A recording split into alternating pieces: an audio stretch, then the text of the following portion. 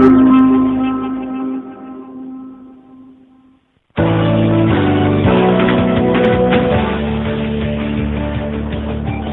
مشاهدي الفضائية المصرية في كل مكان، أهلا بكم ولقاءنا المتجدد واليومي من خلال برنامجكم سبوت، البرنامج اللي من خلاله نلقي الضوء على كل الأحداث الجارية والتي أقيمت بجمهورية مصر العربية.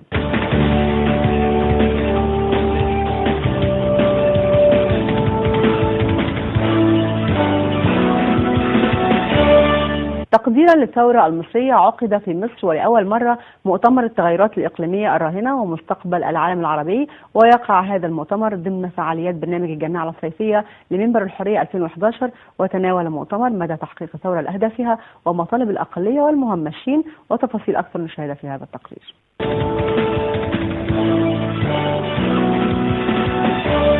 منبر الحرية هو مشروع تعليمي يهدف إلى تقديم أدبيات الحرية والأفكار والدراسات المتعلقة بها لصناع القرار ومختلف فئات المجتمع، وتحت شعار المتغيرات الإقليمية الراهنة ومستقبل العالم العربي، مقاربات سياسية واقتصادية واجتماعية.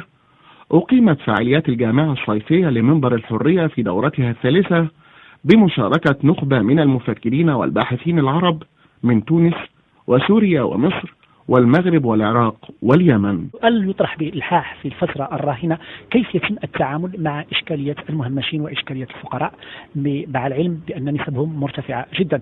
أعتقد بأن منح يعني ممكن أن تكون هناك سياسة اقتصادية على مجموعة من المجالات. المجال الماكرو اقتصادي يعني تشجيع وتعزيز ديناميكية السوق المصري والحد من الاحتكارات والحد من الفساد يمكن أن يشكل قاطرة تمتص هذا الفقر وتقلل من نسبة التهميش. هذا المسألة الأولى. المسألة الثانية تشجيع المجتمع المدني وتشجيع كل ما هي الاستثمارات المتوسطة والصغرى، ما يسمى بمايكرو كريديت، ودعم الفئات الأقل تهميشا من أجل الدخول من المؤسسات الغير رسمية أو الاقتصاد الغير رسمي والغير المهيكل إلى الاقتصاد الرسمي.